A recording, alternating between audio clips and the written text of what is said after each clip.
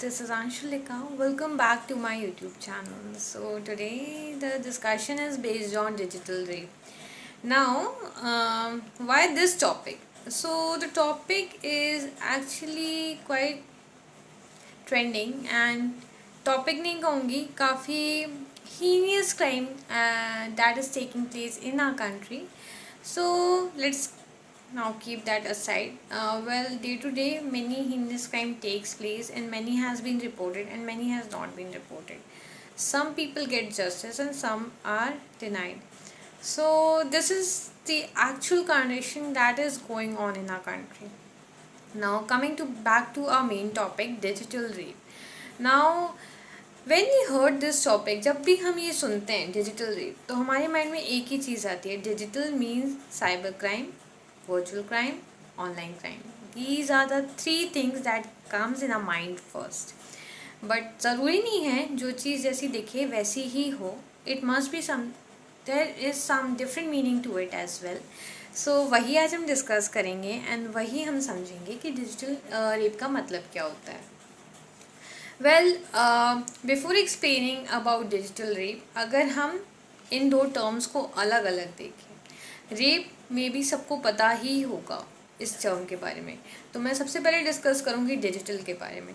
Digital का actual meaning, yes, it's virtual, online, और you can relate it with cyber. But अगर हम digital का इंग्लिश मीनिंग और देखें तो digit means thumb, finger or toe.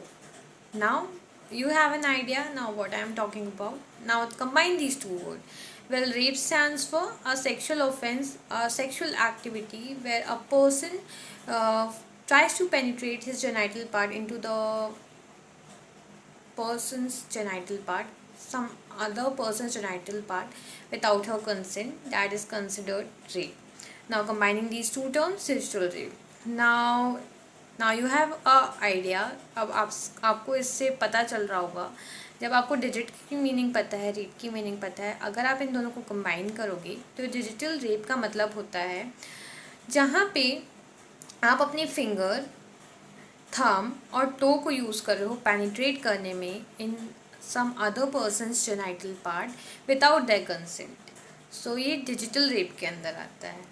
So now आपका जो एक इल्यूजन है, जो माइंड में थॉट है या डिल्यूजन कहूँगी मैं, वो क्लियर हुआ होगा कि digital rape cyber crime, online crime, virtual crime से रिलेटेड नहीं है. It is related with physical activity, sexual activity that is done physically. Virtually नहीं होता है ये रेप. ओके, ये होता है फिजिकली ही होता है ये रेप भी. It is a part of rape. ये रेप का ही पार्ट है. जब ये टर्मिनोलॉजी की मैं अगर बात करूँ तो ये 2013 से ही ट्रेंडिंग है. ट्रेंडिंग किस तरीके से? इनफेमस निर्भया केस से. वहाँ पे भी उनके जो नाइटल पार्ट में फोर्सफुली काफ़ी कुछ हुआ था. तब से ये चीज़ जो है सेक्सुअल ऑफेंस के अंतर्गत लाई गई हुई है और इसे रेप के कैटेगरी के अंदर लाया गया है. बट बिफोर 2013 मीन्स दिसंबर 2012 तक इसे मोलेस्टेशन कंसिडर किया जाता था. इसे रेप के अंदर नहीं लाया गया था, इसे मोलेस्टेशन के अंदर लाया गया था. So there has been certain changes in our IPC. Section 376 में सेक्सुअल ऑफेंसेस डिफाइन है. पॉक्सो एक्ट में भी इसे डिफाइन किया गया है as POCSO stand for protection of child from sexual offences.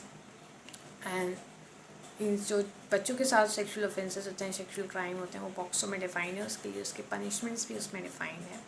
सो 2013 से ये काफ़ी प्रिवेलेंट है. But why today in this year ये इतना ट्रेंडिंग चल रहा है? तो एक रिसेंट में घटना घटी थी और वो घटना आई थिंक काफ़ी लोगों को पता होगी, मे बी नहीं भी पता होगी, तो मैं शेयर करती हूँ. बहुत कैजुअल चीज़ नहीं है ये. It's really harmful for the society. What is happening in our society? बहुत ही ब्रूटल चीज़ें हो रही हैं. सो नेटिव थे बंगाल के अकबर अली, जो कि अपनी बेटी की शादी अटेंड करने गए थे Noida. And his age was, Akbar Ali की एज जो थी वो थी 65 ईयर्स ओल्ड. वेस्ट बंगाल से वो बिलोंग करते थे, नेटिव प्लेस से. तो वो नोएडा गए थे अपनी बेटी की शादी अटेंड करने.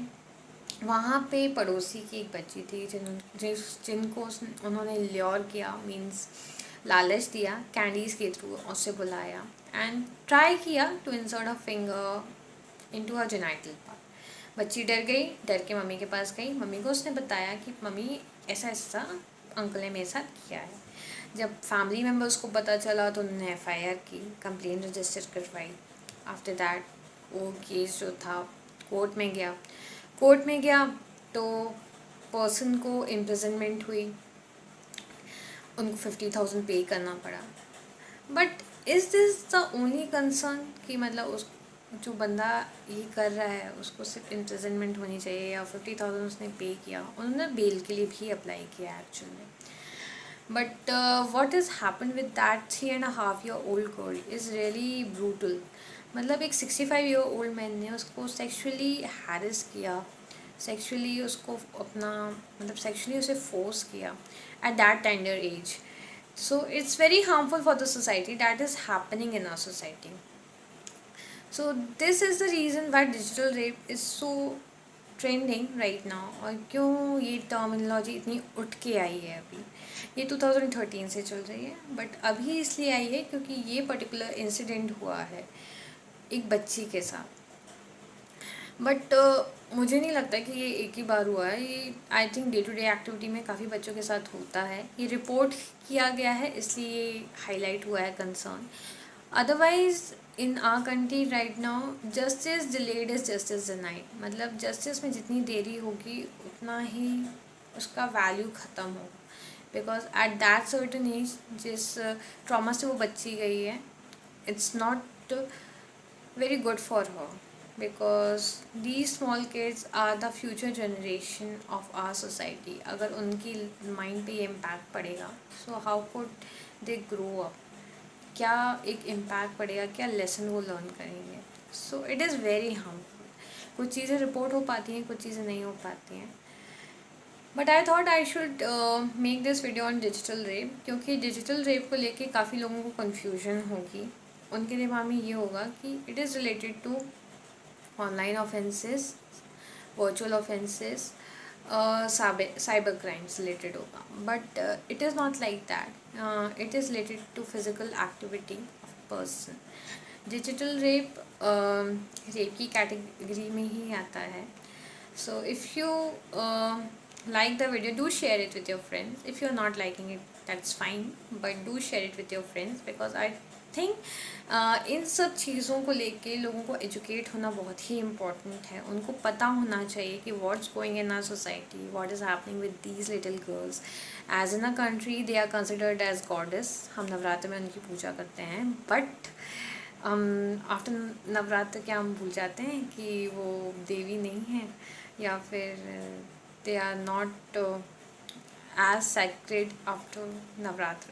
So these kind of things that is happening in our society is not good for the society. It's not setting an example for the children, not for anyone else in the society. And globally भी अगर हम देखें तो rape के जो crime है वो India में काफ़ी होते हैं। सो ग्लोबली भी हम कोई ट्रेंड नहीं सेट कर रहे हैं। We are demonising our country. So be aware and be logical what you do, because for your sexual need, do not harm some other person's life. So this was my message on my YouTube channel Legacy of Law. If you like it, do share, subscribe with your friends. And this is Anshulika Soni signing it off. Bye everyone.